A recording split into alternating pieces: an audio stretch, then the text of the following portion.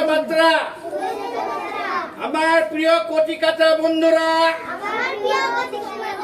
তোমাদের প্রত্যেকে আমার আন্তরিক স্নেহ ও আশীর্বাদ জানাই। আজ একটি অত্যন্ত সুন্দর ও সৌন্দর্যের যাত্রায় সামিল হওয়ার জন্য তোমাদের আমন্ত্রণ জানিয়ে আমি এই চিঠি লিখছি। গত 5ই জুন বিশ্ব পরিবেশ দিবসে আমাদের রাজ্যে একটি বিশেষ অভিযান শুরু হয়েছে, যার নাম একটি গাছে একটি গাছ মায়ের নামে। ভারতের মাননীয় প্রধানমন্ত্রী শ্রী নরেন্দ্র মোদী মহাশয় গত 5ই জুন 2024 সালে এই কর্মসূচির সূচনা করেছিলেন। একবার তোমার নিজের মায়ের কথা ভাবো, তিনি তোমাকে নিঃস্বার্থভাবে ভালোবাসেন, আগলে রাখেন এবং তুমি যাতে সুস্থ সুখে বড় হয়ে ওঠো তা নিশ্চিত করেন। আমাদের এই পৃথিবী অর্থাৎ ধরিত্রী মাতাও কিন্তু আমাদের জন্য ঠিক একই কাজ করেন।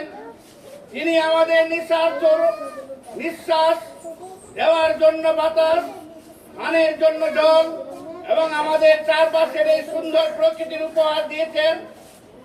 এই অভিযানটি হলো আমাদের আপন জন্মদাত্রী মায়ের প্রতি গভীর শ্রদ্ধা জানানোর একটি অনন্য উপায়, যার মাধ্যমে আমরা একই সাথে ধরিত্রী মায়ের প্রতি আমাদের কর্তব্য পালন করব। আমাদের লক্ষ্য হলো 2027 সালের মার্চের মধ্যে সমগ্র বাংলা জুড়ে 110 কোটির বেশি চারাগাছ রোপণ করা। আমি চাই এই সবুজ বিপ্লবের নেতৃত্বে আমাদের ছাত্র সমাজই দিক। বর্তমানে আমাদের পৃথিবী বড় ধরনের জলবায়ু সংকটের মুখোমুখি হচ্ছে।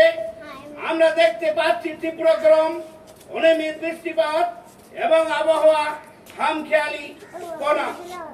এই জলবায়ু পরিবর্তনের বিরুদ্ধে লড়াই করার জন্য আমাদের সবচেয়ে সহজ ও শক্তিশালী হাতিয়ার হল গাছ।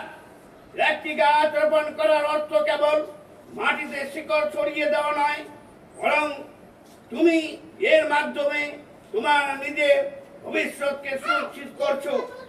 তোমরা নিশ্চিত করছো যেন আগামী দিনের বাংলার বাতাস আরো নির্মল হয়, তাপমাত্রা শীতল থাকে এবং সামগ্রিক আবহাওয়া ভালো হয়। আসন্ন অরণ্য সপ্তাহ 14 জুলাই থেকে 20 জুলাই এর সময় আমি তোমাদের প্রত্যেকের কাছে অনুরোধ রাখছি, তোমরা প্রত্যেককে যেন একটি করে চারা গাছ লাগাও। এই গাছটি তোমরা তোমাদের মায়ের নামে রোপণ করবে।